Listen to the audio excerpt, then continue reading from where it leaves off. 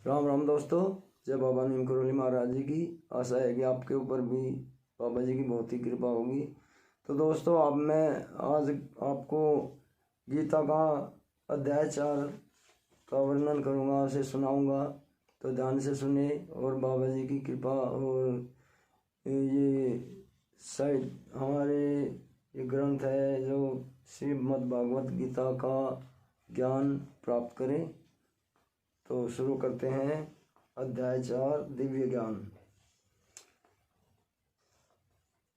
भगवान श्री कृष्ण ने कहा, मैंने इस अमर योग विद्या का उपदेश सूर्य देव विश्ववान को दिया और विश्ववान ने मनुष्यों के पिता मनु को उपदेश दिया और मनु ने इसका उपदेश इक्ष्वाकु को दिया। इस प्रकार यह परम विज्ञान गुरु परंपरा द्वारा प्राप्त किया गया है और राज ऋषियों ने इस विद्या से इसे समझा, किंतु काल क्रम में यह परंपरा छिन्न हो गई, अतः यह विज्ञान यथारूप में लुप्त हो गया लगता है। आज मेरे द्वारा वही यह प्राचीन योग यानी परमेश्वर के साथ अपने संबंध का विज्ञान तुमसे कहा जा रहा है, क्योंकि तुम मेरे भक्त तथा मित्र हो, अतः तुम इस विज्ञान के दिव्य रहस्य को समझ सकते हो। अर्जुन ने कहा, सूर्यदेव विश्ववान आपसे पहले हो चुके ज्येष्ठ हैं, तो फिर मैं कैसे समझूं कि प्रारंभ में भी आपने ही उन्हें इस विद्या का उपदेश दिया था। श्री भगवान ने कहा, तुम्हारे तथा मेरे अनेकानेक जन्म हो चुके हैं, मुझे तो उन सब का स्मरण है, किंतु हे परंतप तुम्हें उनका स्मरण नहीं रह सकता है। यद्यपि मैं अजन्मा तथा अविनाशी हूँ और यद्यपि मैं समस्त जीवों का स्वामी हूँ, तो भी प्रत्येक युग में मैं अपने आदि दिव्य रूप में प्रकट होता हूँ। हे भरतवंशी, जब भी और जहाँ भी धर्म का पतन होता है और अधर्म की प्रधानता होने लगती है, तब तब मैं अवतार लेता हूँ।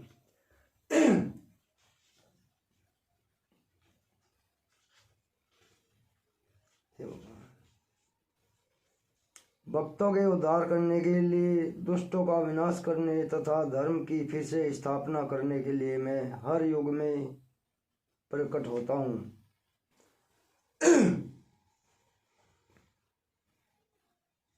तो दोस्तों, इसमें वो महाभारत वाला वही है, श्लोक भी आपको सुनाता हूँ मैं। यदा यदा हि धर्मस्य ग्लानिर्भवति भारत अभ्युत्थानम् अधर्मस्य तदात्मानं सृजाम्यहम् परित्राणाय साधूनां विनाशाय च दुष्कृतां धर्म संस्थापनार्थाय संभवामि युगे युगे।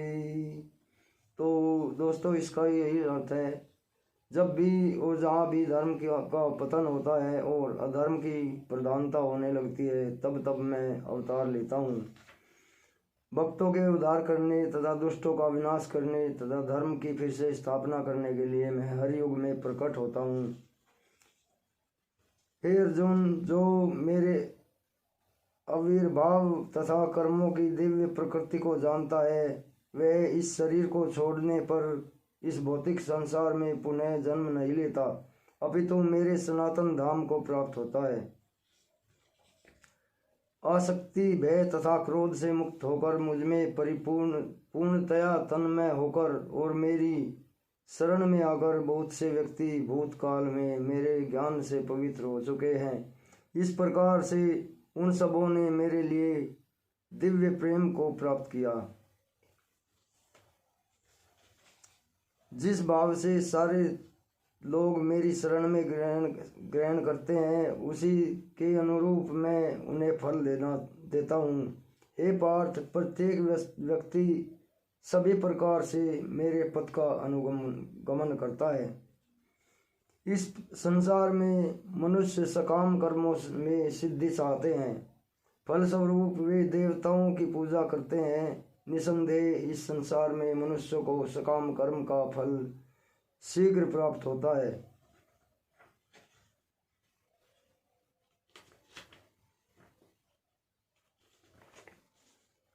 प्रकृति के 3 गुणों और उससे संबंध कर्म के अनुसार मेरे द्वारा मानव समाज के 4 विभाग रचे गए। यद्यपि मैं इस व्यवस्था का सृष्टा हूँ, किंतु तुम यह जान लो कि मैं इतने पर भी व्यय करता हूँ। मुझ पर किसी भी कर्म का प्रभाव नहीं पड़ता, न ही मैं कर्म फल की कामना करता हूँ। जो मेरे संबंध में इस सत्य को जानता है वह भी कर्मों के फल के पास में नहीं बंधता। प्राचीन काल में समस्त मुक्तात्माओं ने मेरी दिव्य प्रकृति को जान करके ही कर्म किया। अतः तुम्हें चाहिए कि उनके पद चिन्हों का अनुसरण करते हुए अपने कर्तव्य का पालन करो। कर्म क्या है और अकर्म क्या है, इससे निश्चित करने में बुद्धिमान व्यक्ति भी मोहग्रस्त हो जाते हैं। अतः मैं तुमको बताऊंगा कि कर्म क्या है, जिसे जानकर तुम सारे अशुभ से मुक्त हो सकोगे। कर्म की बारीकियों को समझना अत्यंत कठिन है। अतः मनुष्य को चाहिए कि वह यह ठीक से जाने कि कर्म क्या है और विकर्म क्या है और अकर्म क्या है। जो मनुष्य कर्म में अकर्म और अकर्म में कर्म देखता है वह सभी मनुष्यों में बुद्धिमान है, और जो सब प्रकार के कर्मों में प्रवृत्त रहकर भी दिव्य स्थिति में रहता है। जिस प्रकार जिस व्यक्ति का प्रत्येक प्रवास उद्यम इंद्रिय तृप्ति की कामना से रहित होता है उसे पूर्ण ज्ञानी समझा जाता है। उसे ही साधु पुरुष ऐसा कर्ता कहते हैं जिसने पूर्ण ज्ञान की अग्नि से कर्म फलों को भस्मसात कर दिया। अपने कर्म फलों की सारी आसक्ति को त्याग कर सदैव संतुष्ट तथा स्वतंत्र रहकर वह सभी प्रकार के कार्यों में व्यस्त रहकर भी कोई सकाम कर्म नहीं करता। ऐसा ज्ञानी पुरुष पूर्ण रूप से संयमित मन तथा बुद्धि से कार्य करता है, अपनी संपत्ति के सारे स्वामित्व को त्याग देता है और केवल शरीर निर्वाह के लिए कर्म करता है। इस तरह कार्य करता हुआ वह पाप रूपी फलों से प्रभावित नहीं होता। जो स्वतः होने वाले लाभ से संतुष्ट रहता है, जो द्वंद्व से मुक्त है और इस ईर्ष्या नहीं करता, जो सफलता तथा असफलता दोनों में स्थिर रहता है, वह कर्म करता हुआ भी कभी बंधता नहीं।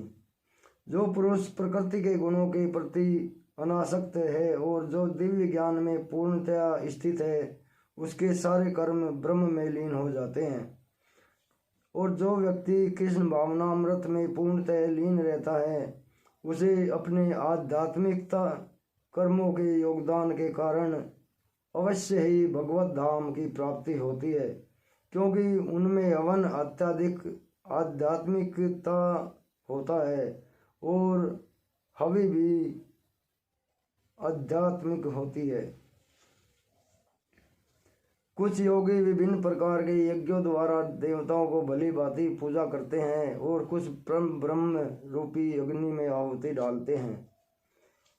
इनमें से कुछ विशुद्ध ब्रह्मचारी स्वर्णादि क्रियाओं तथा इंद्रिय को मन की नियंत्रण रूपी अग्नि में स्वाहा कर देते हैं, तो दूसरे लोग इंद्रियों को की अग्नि में स्वाहा कर देते हैं। दूसरे जो मन तथा इंद्रियों को वश में करके आत्म साक्षात्कार करना चाहते हैं, संपूर्ण इंद्रियों तथा प्राणवायु के कार्यों को संयमित कर मन रूपी अग्नि में आहुति कर देते हैं। कठोर व्रत अंगीकार करके कुछ लोग अपनी संपत्ति का त्याग करके कुछ कठिन तपस्या द्वारा, कुछ अष्टांग योग पद्धति के अभ्यास द्वारा अथवा दिव्य ज्ञान में उन्नति करने के लिए वेदों के अध्ययन द्वारा प्रबुद्ध बनते हैं। अन्य लोग भी जो समाधि में रहने के लिए श्वास को रोके रहते हैं, प्राणायाम करते हैं, वे अपान में प्राण को और प्राण में अपान को रोकने का अभ्यास करते हैं और अंत में प्राण अपान को रोककर समाधि में रहते हैं।